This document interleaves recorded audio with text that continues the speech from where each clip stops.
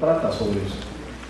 Y cuando nosotros nos enfrentamos al reto de gestionar académicamente, el centro de esa reflexión es el estudiante. Y lo mismo ocurre en los colegios. El centro de la reflexión de lo que debemos hacer, enseñar, transmitir, o que los estudiantes aprendan, en el centro está el estudiante. El docente, en algunos casos, es un facilitador, en otros casos hay docentes que son un poco más que facilitadores, son guías, son educadores. Hay una variedad de actividades en la educación.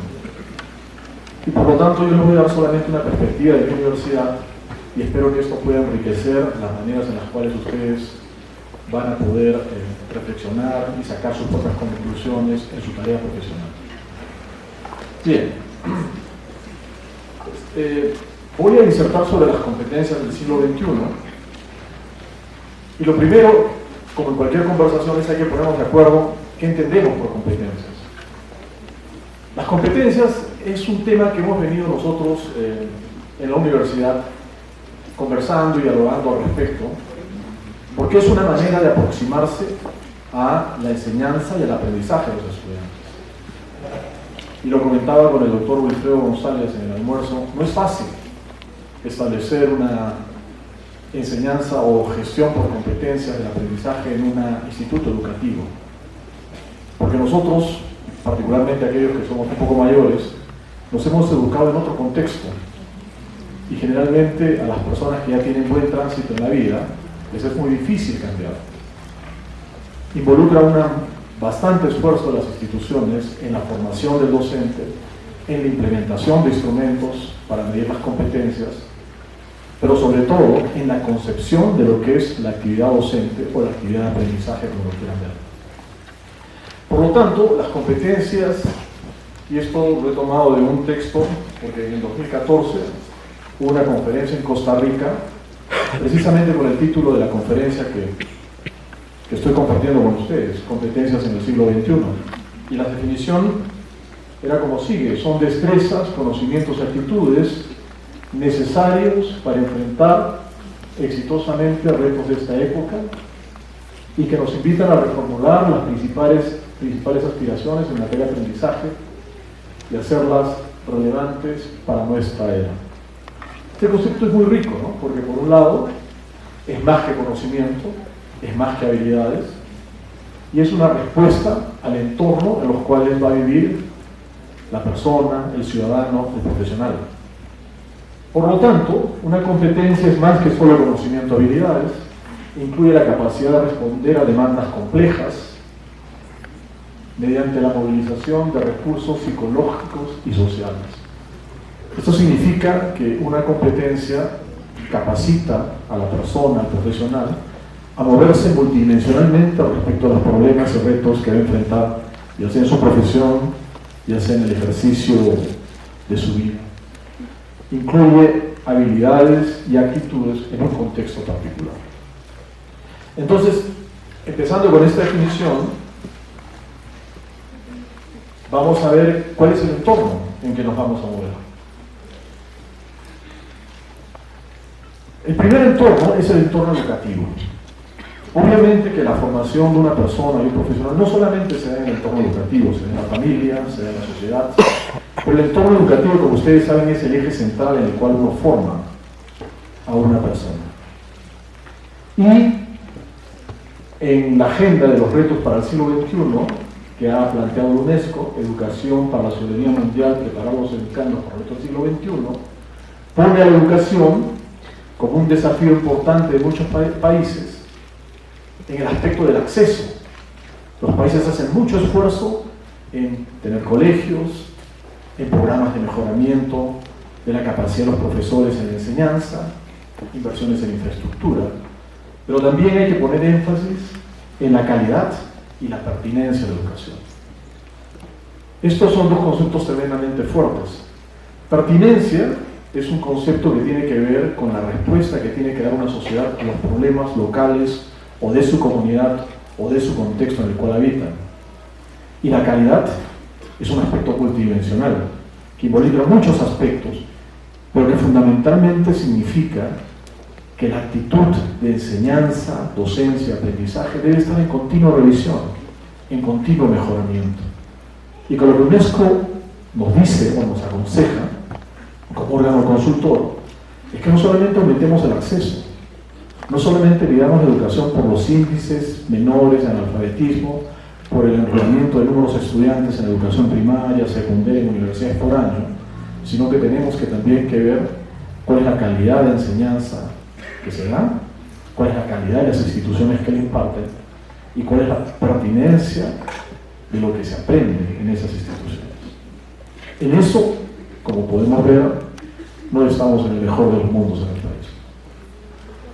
Y más allá de estos conocimientos y competencias cognitivas, la comunidad internacional está instando a una educación que ayude a resolver los desafíos mundiales emergentes que amenazan a nuestro planeta.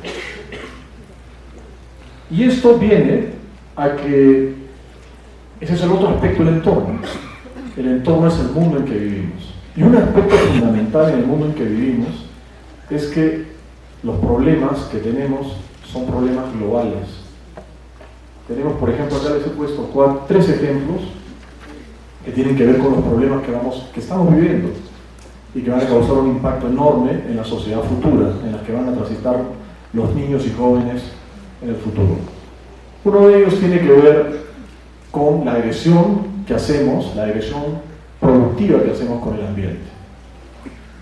Aún hay políticas de determinados países que no aceptan que el calentamiento global tiene como causa la irrestricta y no controlada actividad productiva en los diferentes países del mundo. Y nuestro país no está ajeno a ese problema. Lo que estamos acá tenemos una fotografía del grado de deforestación de parte de la cuenca amazónica de Madre de Dios. Y la actividad productiva irrestricta, no controlada, ilegal, es la minería ilegal, donde aproximadamente se pierden por año alrededor de 70.000 hectáreas de bosque que encierran una gran biodiversidad que va a ser importante para el sustento futuro de la humanidad. Un problema local es un problema a la vez global. ¿Y por qué? ¿Por qué es un problema global? Porque no solamente la deforestación evita la captura del dióxido de carbono, que es el principal agente del calentamiento global, sino que en el mundo se han definido que hay ciertas regiones y nichos donde si ocurriera un cataclismo y quisiéramos volver a repoblar la tierra con la diversidad de animales y especies vegetales y animales que contamos, esos puntos son los puntos de alta biodiversidad. Y una de esas regiones de alta biodiversidad, que podría ser un banco de biodiversidad para el mundo, es esta cuenca amazónica que contamos en el país. Acá hay otro ejemplo. El otro ejemplo es el ejemplo de lo que actualmente políticamente estamos discutiendo, que es el ejemplo de la anemia. La anemia es un problema en el país, lo es. La anemia es producto de ¿qué? El acceso a la alimentación. La falta de acceso a la alimentación es uno de los factores, y el otro factor es la mala alimentación. Uno de los grandes problemas que tiene el mundo es que los alimentos, un gran porcentaje de los alimentos que se producen se pierden, no llegan al consumidor y se desechan. Pero el otro gran problema del mundo es la mala alimentación. Es decir, que el consumo de alimentos no es el adecuado para el mantenimiento de la salud de las personas. Déjenme decirles algo. Vivimos actualmente en el país una epidemia de obesidad. Y los índices mayores de obesidad se dan en ciudades como Huancayo, donde ha habido todo un cambio en el patrón de hábitos de consumo de alimentos. Huancayo ha pasado de ser, o mejor dicho, la ciudad de Huancayo ha pasado de ser consumidora de sus granos y sus productos tradicionales a ser una excesiva consumidora de grasas, de pollos, de alimentos procesados, etc. Eso trae consigo malnutrición. Y uno de los aspectos de la malnutrición es la anemia, que es un problema local, lo es, pero también es un problema global. El problema de la salud la epidemia de obesidad y diabetes en el mundo está en casi todos los países. Otro aspecto, otro problema que estamos viendo cotidianamente es el tema del respeto a los derechos de la mujer. Y acá les estoy poniendo una encuesta que se hizo, que se publicó en Perú 21 en datos, en los cuales se encuestó en América, en Norteamérica y en Latinoamérica. ¿Cuánto diría que usted respeta los derechos de las mujeres hoy día en su país? Y en Latinoamérica, el 64% de personas respondió poco o nada. Y el 36% respondió que mucho y bastante. Y si vemos aquí Perú, es el 22% diría que sí respeta los derechos de la mujer, pero un 78% que no lo respeta. Problema mundial también es un problema global. Pero esto no es un problema debido al cambio, no es un problema debido a la mala alimentación, es un problema que tenemos en el cerebro, es un problema que viene de nuestra educación y de nuestra cultura. Acá las barreras no son barreras de infraestructura, no son barreras de acceso, sino son barreras mentales. Y esta es la sociedad que viven los niños y esta es la sociedad que van a enfrentar. El mundo futuro, como plantea la UNESCO, tiene que ser un mundo en los cuales estos problemas se minimicen, se mejore la calidad de vida y la salud de las personas y hay un respeto por los derechos de los demás, tolerancia y respeto por los derechos de los demás. ¿Y cuál es el otro componente de este entorno que demanda las competencias futuras? Es cómo va a ser el futuro de los trabajos. Y eso ya lo estamos viendo.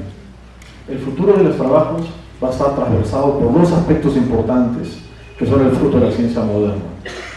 Uno, el mundo digital, el mundo informático, no estoy diciendo nada nuevo acá, el mundo de las big data, de los grandes datos, todo con internet, internet de las cosas, casi todo tiene un chip acá que le agrega funciones a algo, robótica. Hace algunos años yo estaba en una reunión y de pronto me llegó un artículo de Corea, en los cuales en Corea hay un grupo que está proponiendo los derechos universales de los robots. Los robots también tienen derechos. Y uno de ellos, recuerdo, era que si van a reemplazar alguno de sus componentes, que los reemplacen con los componentes originales, no los reemplacen con componentes piratas. Los robots cada vez van a tener mucha mayor ayuda. Y el día de ayer salió publicado en la prensa internacional que un robot participó en una reunión en el Parlamento británico, conversando sobre las posibles contribuciones del robot a la educación. Esta es una realidad que se viene. El tema de inteligencia artificial, fabricación avanzada.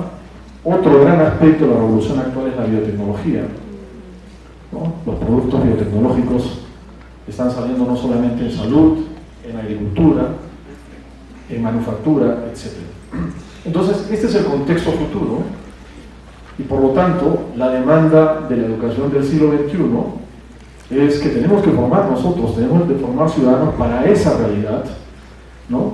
Pero que esos ciudadanos sean responsables, con competencias y valores para responder a los problemas de su comunidad, su sociedad, su país, pero esos problemas solamente se pueden aproximar basados en el conocimiento. Y el conocimiento se genera a través de la investigación, el desarrollo y la innovación. Entonces, el principio de las diferentes instituciones educativas es brindarles ese marco para que ese futuro estudiante viva, se adapte y viva adecuadamente en armonía con su comunidad y con su contexto. Entonces, ese estudiante que va a vivir en un mundo con problemas complejos, que va a vivir un mundo atravesado por tecnologías, que va a vivir un mundo en los cuales la instantaneidad de la información es casi un hecho, tiene que conocer los fundamentos de la ciencia moderna, porque es el único modo en los cuales el mundo funciona a través de sus tecnologías, y tiene que contar con competencias digitales. Es decir, tiene que saberse manejar en este mundo donde el cual la información fluye a través de redes sociales, etc. Y cuando hablamos de competencias digitales, parte de la agenda que se plantea en algunos países más avanzados es erradicar el analfabetismo científico. En inglés es scientific illiteracy. Es decir, que toda la población tiene que tener un conocimiento de los fundamentos de la ciencia. Yo a veces me pregunto si sabemos o tenemos conocimiento de cuáles son los principios de la tecnología que usamos. Probablemente muchos no. Y el otro aspecto es el analfabetismo digital, lo que le llaman también digital illiteracy. Es decir, la incapacidad de poder conectarse a través de las redes digitales, a través de la información digital. Estos son dos componentes, obviamente que estas competencias se dan a lo largo de la educación. El concepto de educación no termina en la escuela, no termina en la universidad, no termina en el doctorado, no termina en el trabajo, no termina cuando el jefe llega a ser el jefe máximo de una institución. El proceso educativo, como bien lo dicen algunos expertos, es un proceso a lo largo de la vida. Yo tengo un amigo que es científico, es el doctor Carlos Bustamante, que probablemente voy a hablar de él más tarde para que vean ustedes sus aportes. Y un día me dijo, los científicos somos unos incompetentes, me dijo. Es unos comentarios que él hace así, sweeping, o sea, unos comentarios que arrasan. Me dijo, los científicos somos incompetentes. Y le dije, ¿y qué basas tu opinión? Le dije, porque nosotros estamos investigando en la frontera del conocimiento. Y lo que está llamado en la frontera no lo conocemos, no lo sabemos. No sabemos qué vamos a enfrentar, cómo vamos a responder. Y en ese aspecto somos incompetentes. Entonces, a pesar de que durante el proceso educativo logramos algunas competencias, el mundo futuro va a demandar de los futuros profesionales versatilidad en el ejercicio profesional. El mundo en el cual el profesional ingresaba en una institución y se prolongaba en una institución casi toda su vida, sabemos bien que ese mundo se está extinguiendo. El profesional cada vez va a cambiar de trabajo con frecuencia y por lo tanto cada trabajo demanda un nuevo reto, demanda nuevas habilidades, demanda nuevas destrezas, demanda nuevos conocimientos. ¿Y de qué estamos hablando cuando hablamos de eso? Demanda nuevas competencias. Entonces, estas competencias se forman desde la escuela, ¿no? Es todo un continuo, es una postura, es un enfoque, algunos lo llaman, y hay que proveerles, si es un mundo en los cuales el conocimiento va a determinar el ejercicio profesional, a los niños hay que proveerlos también de un espacio en los cuales empiecen su proceso de investigación e innovación de modo constante. Porque nuestros hijos, como dice, van a ser, o nuestros nietos, van a ser los protagonistas de esa sociedad del conocimiento.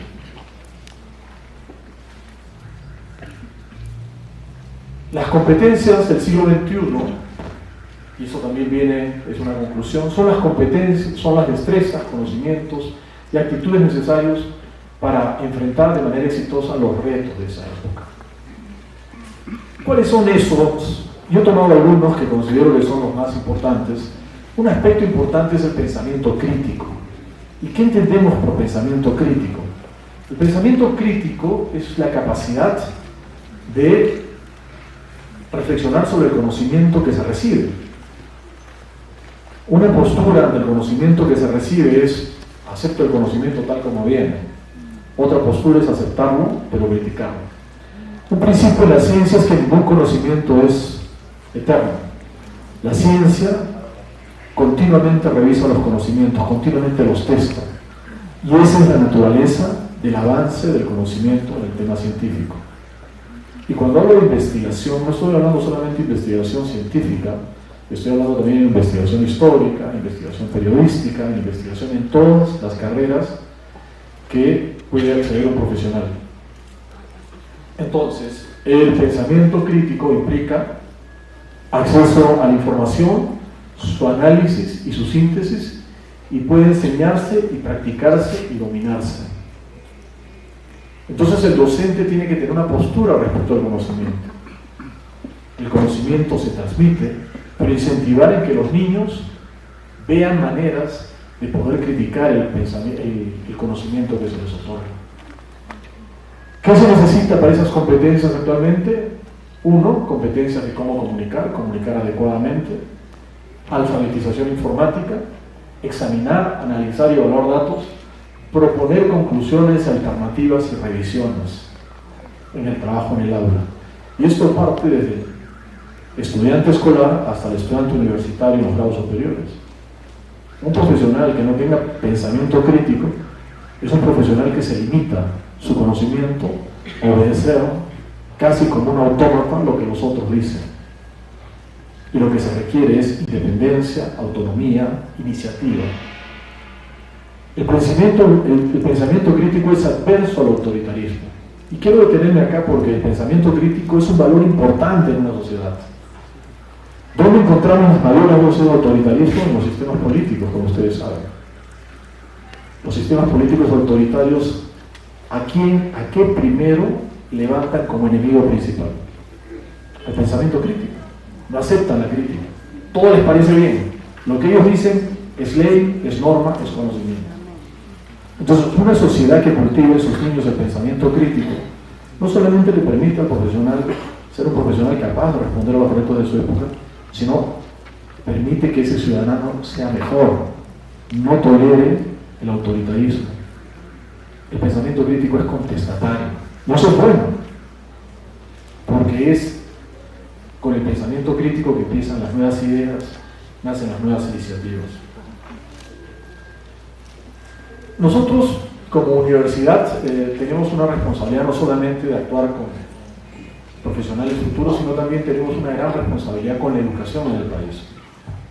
Nuestra universidad funda en dos pilares importantes, en el tema de salud y en el tema de educación. Así se creó desde el principio. Porque la universidad, cuando se creó, la Universidad Peruana Cayetano Heredia, cuando se creó, dijo los dos pilares importantes en la formación de un hombre, y lo dijo un doctor, Honorio Delgado, es la salud y la educación. Tener buena salud al hombre le permite ser libre. Si tienes buena salud puedes empezar empresas, conocer, seguir con tus planes de vida. Es bueno mantener la salud y por eso nuestra área de ejercicio, de formativo es la salud, medicina, enfermería, estomatología, etc. Pero el otro gran principio de nuestra filosofía de universidad es la educación. La educación, así como la salud nos permite ser libres, la educación nos hace libres. La educación le da libertad al hombre. Y por lo tanto, nuestra responsabilidad respecto a la educación, tenemos una facultad de educación que trata de promover este enfoque que es el enfoque STEAM. Es un enfoque que mañana va a haber un taller. Hemos traído a los profesores que realizan este enfoque STEAM, al ingeniero Hugo Vizcarra y su equipo. Ustedes, los docentes que tengan interés, van a poder cómo es este enfoque. Es un enfoque que tiene que ver con trasladar la experiencia científica al aula. Claro que a un niño no se le puede hacer un experimento muy elaborado, pero hay un conjunto de experimentos que le van a permitir hacerse preguntas, dar respuestas, formular hipótesis. Y en este enfoque STEAM tenemos el enfoque STEAM que hace la universidad, pero también hay una iniciativa de un ex profesor de la universidad, el doctor Javier Navarro, que se llama MacTech, es la Mínima Academy de Ciencias para las Niñas, que también tiene el enfoque STEAM. Y es un enfoque en el cual se trae investigadores de diferentes partes del mundo y trabajan conjuntamente con niñas en temas de investigación. Hace poco vi una profesora norteamericana de origen chino que cristaliza proteínas y conversó antes de que regrese a su país y me dijo que estaba fascinada porque nunca había visto niñas tan hábiles en el proceso de cristalización de proteínas como ha encontrado en nuestro país. Entonces, esta es una aproximación interesante, no es la única, pero es una aproximación que actualmente está en boga, ¿no? Y nuestra universidad la está promocionando como otras instituciones en el país. El otro tema es la disposición de resolución de problemas. Tenemos problemas y hay que resolverlos. ¿Cómo se resuelven los problemas? Bueno, los problemas se resuelven fundamentalmente, el instrumento para resolver problemas son los proyectos. Y hay proyectos que son de investigación, que resuelven problemas científicos, hay proyectos de inversión, que resuelven problemas de limitaciones en infraestructura, etc. Hay proyectos de desarrollo que tratan de mejorar tecnologías, hay proyectos de innovación. El proyecto es una respuesta ante un problema. Y la formulación de proyectos es una habilidad muy importante en un profesional y en una persona. Entonces la formulación de problemas parte de una actitud. que los problemas no se resuelven simplemente por fuerzas extrañas, o como ese dicho común que tenemos en el país, que a mí me parece que es en cierto modo una limitación cognitiva fuerte. No me he escuchado ese dicho: Dios es peruano, por lo tanto los problemas se resuelven solos, ¿verdad? Eso no es cierto. Eso no es cierto. Eso es parte de la psiquis colectiva que tenemos. Los problemas se resuelven con la actividad, la actitud decidida de los individuos, de las comunidades y de las sociedades. Y hay que saber formular proyectos para resolver problemas. Y no sé, ustedes preguntarán por qué he puesto 2 alpaquitas acá. Bueno, porque estas alpacas que ustedes ven acá, que son de la raza huacaya, fue una respuesta fantástica a los peruanos de hace 6.000 años. Hace 6.000 años las alpacas fueron domesticadas en los Andes peruanos y fueron domesticadas en núcleos de agricultores. Déjenme decirle, yo soy genetista y domesticar un animal es una tarea que requiere, y no voy a exagerar, requiere genio. Porque imagínense ustedes, hace 6.000 años, este pequeño grupo de cazadores o de agricultores vieron que este animal era domesticable. Entonces empezaron a cruzarlos, pero para poder cruzarlos y llegar a estas características huacaya y la otra característica suri, las personas que hicieron los cruces debían tener de manera intuitiva conocimientos de la transmisión de los caracteres hereditarios, que después, en el siglo XIX, fue formulado por Mendel. Pero esto fue una respuesta, porque cuando se domesticó este animal, se solucionaron sus problemas de vestido, porque la fibra de este animal les da lo que dirían la lana para hacer sus vestimentas, y tener los animales cerca les dio la carne para poder alimentarse. Y no solamente se contactaron con sacar una raza, sacaron 2. Y hay muy pocos centros de domesticación en el mundo. Uno es en China, otro es en Mesopotamia y otros en los Andes sudamericanos, en los cuales nuestros antepasados tuvieron un rol extraordinario de solución de problemas. Investigación. Cuando nosotros hablamos de investigación, la investigación es es un enfoque respecto a los problemas, ¿no? La investigación es si uno quisiera definir la investigación, yo definiría como que la investigación es la búsqueda de la verdad. No, porque uno investiga para buscar la verdad, uno no investiga para buscar algo falso, para que algo dañino, sino investiga para buscar la verdad. Y por lo tanto la investigación también es una postura ética. Es una postura ética que tiene que ver, porque uno cuando investiga tiene que ser completamente honesto con los hechos. Los anglosajones tienen un dicho bien interesante, lo voy a repetir. Ellos dicen que los hechos son sagrados. Los hechos hablan por sí mismos. Claro, uno puede maquillarlos, pero los hechos. La investigación es honesta con los hechos, con los resultados en una experimentación, etc. Entonces, este es un componente importante. Permite que el estudiante escolar reconozca un problema en equipo y de manera colaborativa valide sus hipótesis. Otro aspecto importante es la comunicación, ¿no? Nosotros tenemos, como ustedes saben, a nivel escolar tenemos muy poco éxito en la prueba PISA respecto a la comprensión lectora. Eso tenemos que modificarlo, porque si no, no vamos a poder entendernos. Pero no solamente tenemos que manejar el lenguaje social con que nos manejamos. Actualmente el mundo demanda otros lenguajes. La lengua franca de la comunicación tecnológica y científica es el inglés, hasta el momento.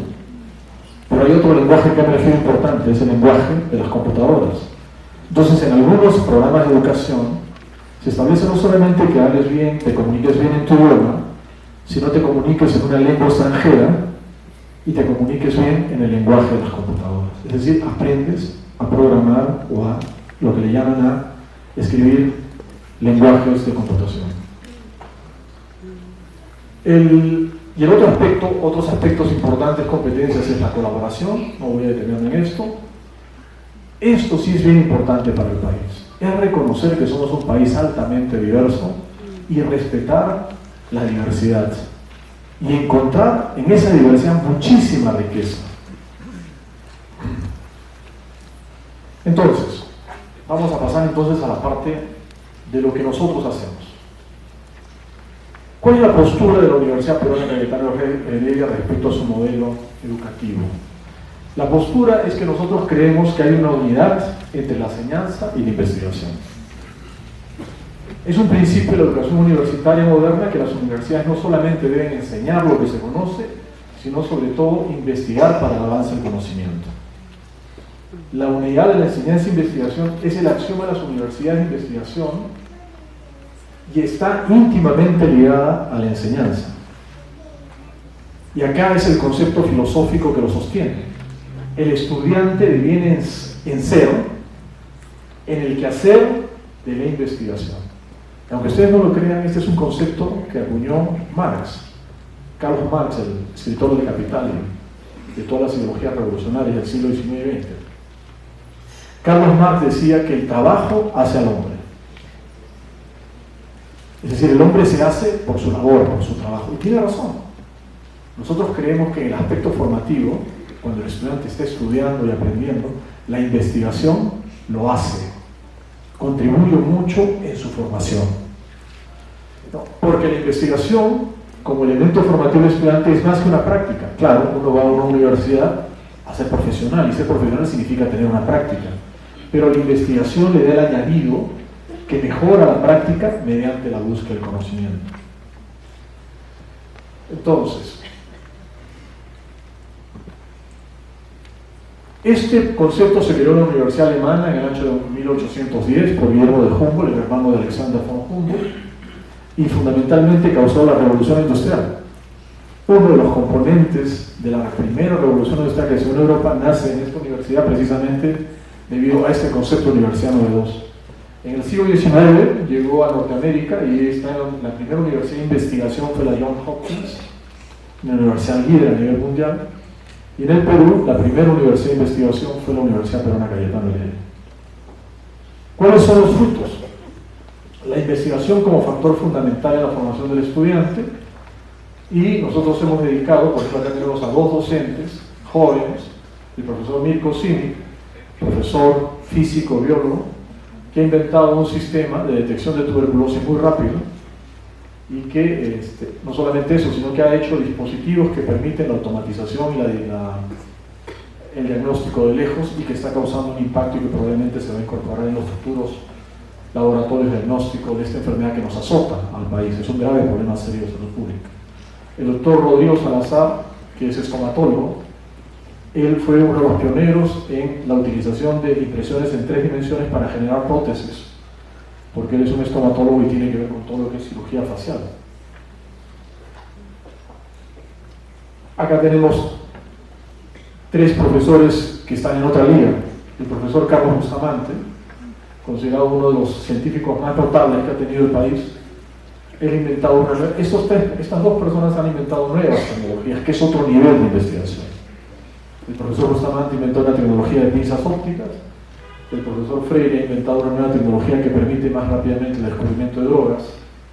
La profesora Freire también está ante nuestra, que dirige una de las principales fundaciones en el mundo en control de las enfermedades a nivel global.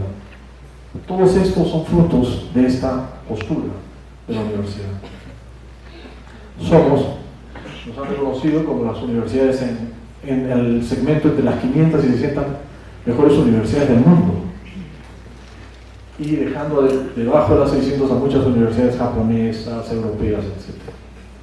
Y todo esto porque la universidad pone en el centro de su quehacer la búsqueda del conocimiento.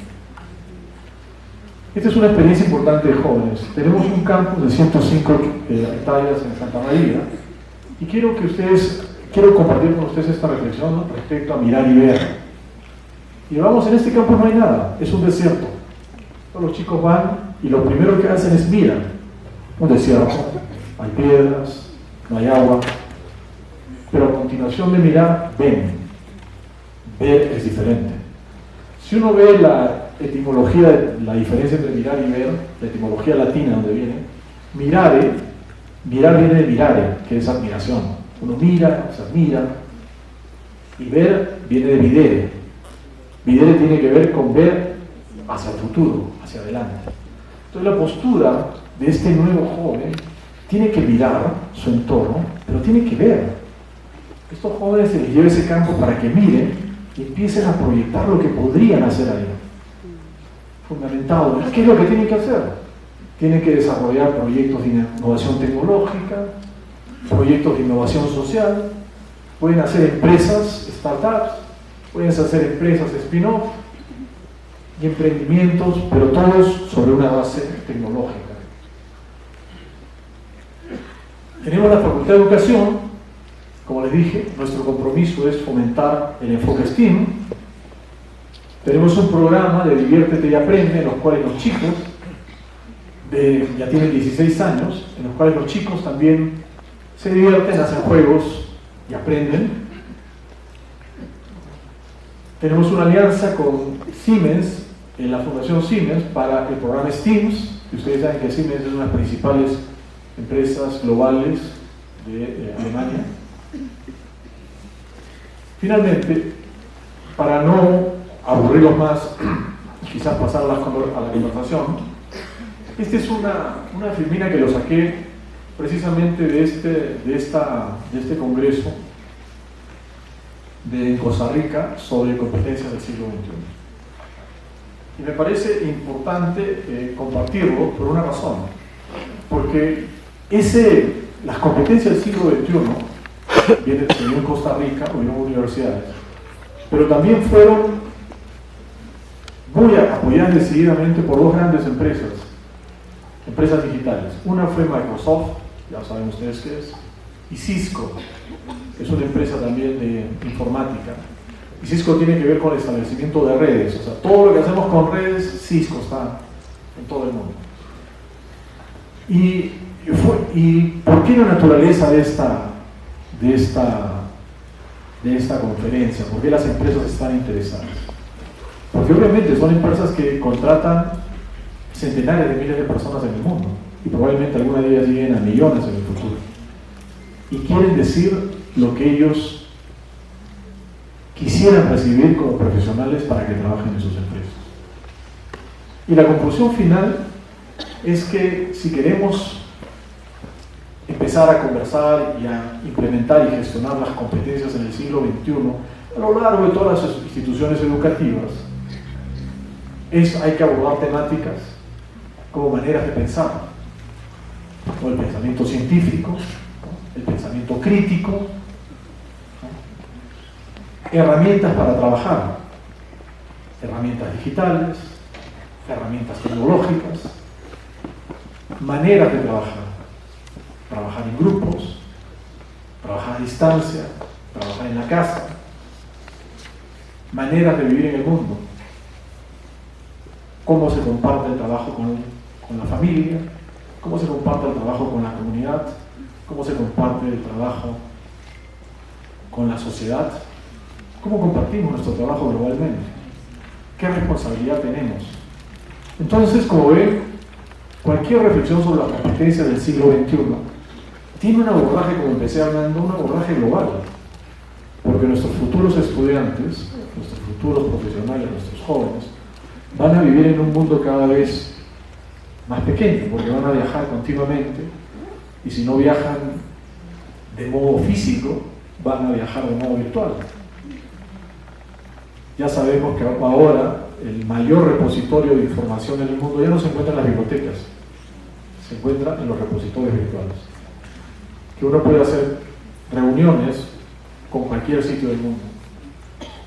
Futuramente, creo que en cuestión de unos 5 o 6 años, se va a lanzar el primer cohete tripulado que va a orbitar Marte. ¿No? Y lo está haciendo una empresa, no el Estado americano como hizo con el viaje a la Luna, sino lo está haciendo una empresa, es empresa SpaceX, va a mandar un cohete con un grupo de creadores, va a ser la primera tripulación que va a orbitar Marte en 5 años, creo que es. Entonces, ese es el mundo. Y tenemos que reflexionar, y tenemos que detenernos, pero sobre todo tenemos que poner en el centro de la formación de los niños, de los jóvenes, de los profesionales, de los adultos mayores, porque como dije, la educación va a lo largo de la vida, que el conocimiento científico, la investigación y la digitalización de nuestro trabajo son los componentes importantes, unidos a los valores, el respeto, la tolerancia, la equidad, para tener una sociedad que no tenga tantos problemas como los tenemos actualmente. Bueno, me quedaría acá. Muchas gracias por escucharme y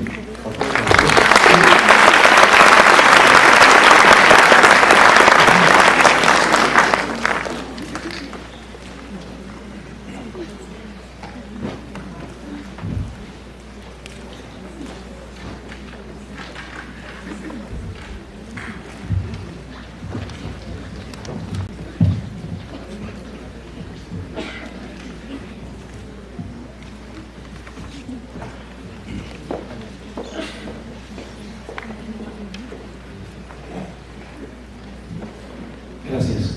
La pregunta es la siguiente. ¿De qué manera la universidad, me gustaría saber en su proceso de admisión, de evaluación, cómo está siendo congruente ese proceso con este enfoque que tiene? Bueno, muchas gracias. Una muy buena pregunta porque es una de las cosas que nosotros estamos haciendo en este momento. La universidad tiene un enfoque fundamental en este momento de gestión curricular en total revisión. Nosotros hemos planteado como parte de la política de gestión académica futuro el tema que nosotros llamamos de integración.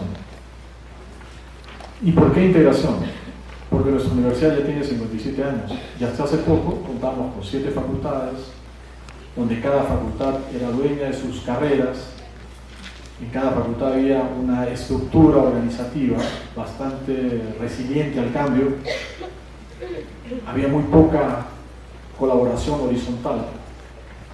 Pero precisamente eso no es lo que demanda la sociedad actual. La sociedad actual demanda que el profesional sea versátil, tenga la capacidad, y versatilidad tiene un significado concreto. La versatilidad es que el profesional puede moverse de modo competente en diferentes escenarios que se le plantea a la sociedad.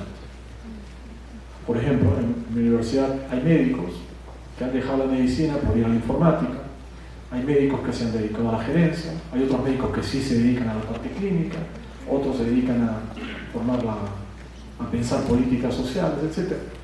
Así como hay en medicina, en ingeniería, en educación, la versatilidad es que el profesional sepa moverse. Entonces, estamos haciendo un proceso de integración en los cuales estamos revisando completamente el currículo de todas las 21 carreras que tenemos, y vamos a fomentar este proceso de integración en 2 ejes. El primer eje es el eje del primer año de estudios.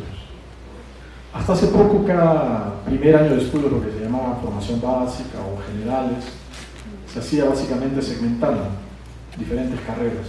Lo que queremos es que todos los estudiantes compartan el primer año juntos.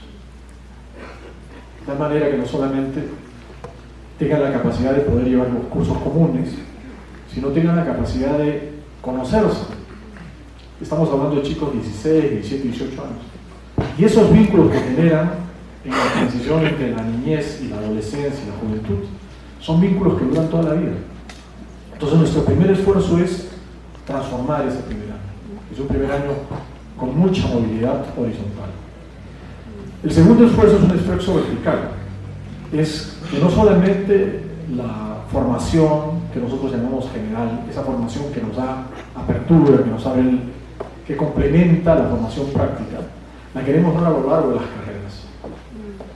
Entonces ahí queremos abrirnos no solamente en la universidad, queremos abrirnos a otras universidades. ¿No? Nadie es, digamos, propietario de una carrera. La propiedad de las carreras no existe. Entonces, por lo tanto, ¿por qué tenemos aún el concepto que una universidad tiene que hacer una carrera? ¿Por qué no empezamos a colaborar entre universidades? Y nosotros hemos dado un paso, hemos sacado la primera carrera, que es la carrera de Ingeniería Biomédica, con la Pontificia Universidad Católica del Perú. Una carrera en la cual el 50% de la malla curricular la hace en la Universidad Cayetano Heredia y el otro 50% la hacen en la Pontificia Universidad Católica. ¿Y por qué?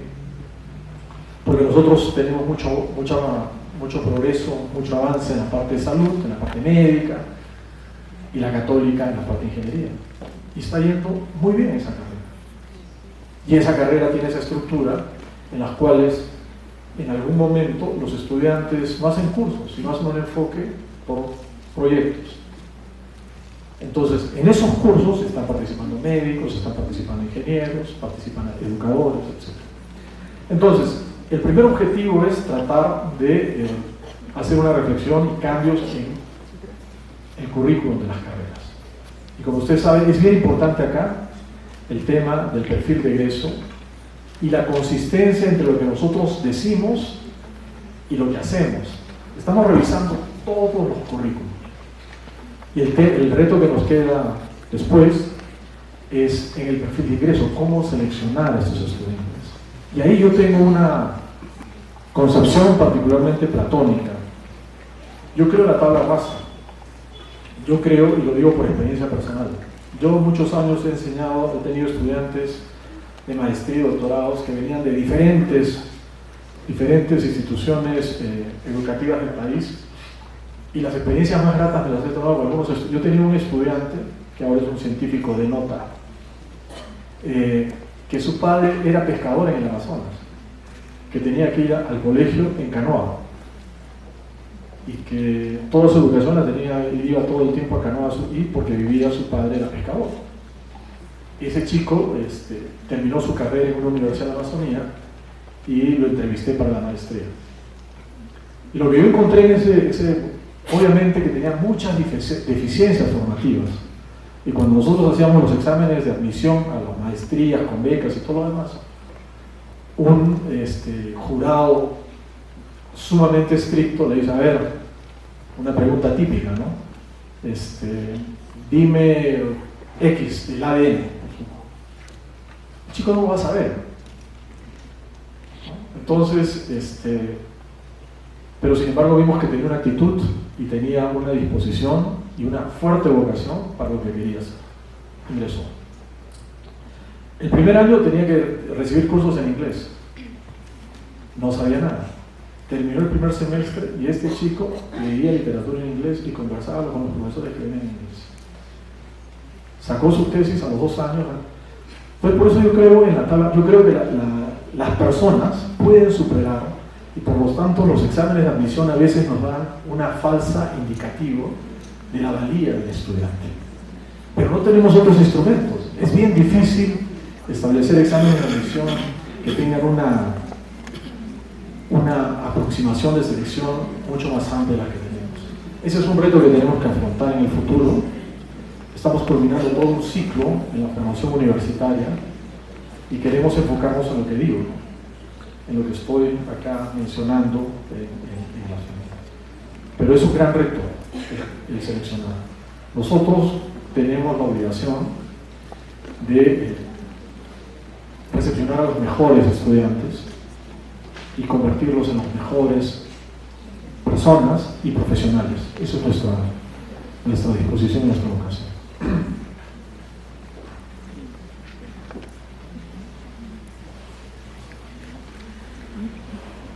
¿Una pregunta más?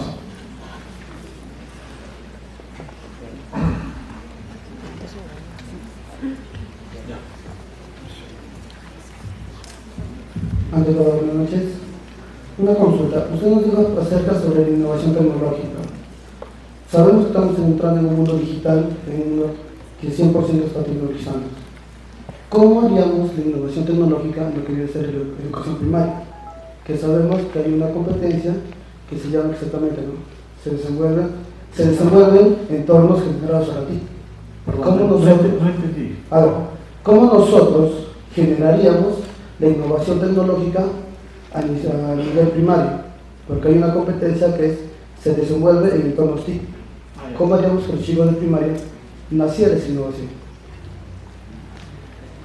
Como lo he mencionado, quizás para empezar a hacer definiciones, ¿no? ¿Qué entendemos por innovación tecnológica? La innovación no es otra cosa que, en realidad la innovación es un término que se generó en el siglo XVI. Uno de los primeros que lo usó fue un filósofo, Francis Bacon, el padre de la ciencia moderna. La innovación no es otra cosa que puede ser un proceso, un producto mejorado. Entonces hay una disposición de mejora de un producto que puede ser de menos costo, puede ser más fácil de usar, puede aumentar la capacidad de su producción, disminuir costos, etc. Entonces, la innovación generalmente, el entorno en que se da es en la empresa, ¿no? Lo que nosotros podemos, pero para que se dé la innovación, no solamente la empresa, sino el innovador tiene que tener una postura respecto al proceso del producto. Y la innovación, hay innovación que se da por temas artísticos, ¿no? O sea, si uno puede hacer una mejor presentación de un producto. Yo conversaba hace algunos años con un gerente de Alicorp y me decía que una de las mejores innovaciones de Alicorp es haber puesto una de sus margarinas en un empaque de plástico en forma de barco, y que eso le significó prácticamente tomar el mercado. Eso es una innovación. Cuando hablamos de innovación tecnológica, es una innovación basada en la investigación científica o en el desarrollo tecnológico. Entonces, a los niños de primaria, esos conceptos me parece que son muy tempranos de introducir. Lo que sí se les tiene que dar es esos dispositivos de poder ir aprendiendo y preguntándose a través de la experimentación. Experimentos sencillos en el laboratorio.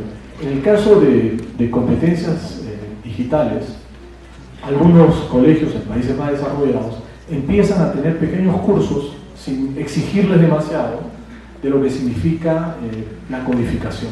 Pequeños lenguajes, pequeños programas, etc.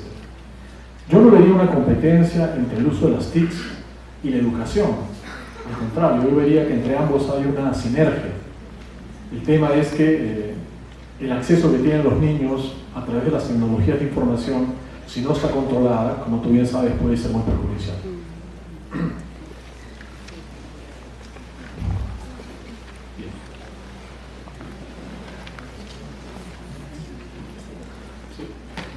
Muchas gracias.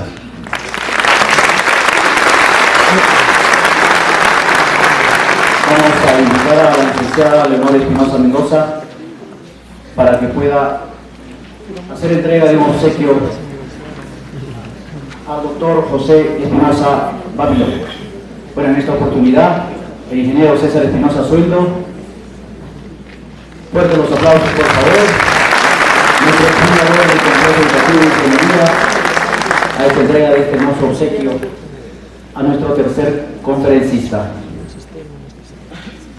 La organización, recuerden una vez más, por favor, a todos los participantes, tener puesto en toda la participación del Congreso los gafetes, por favor, desde el inicio hasta el final del evento.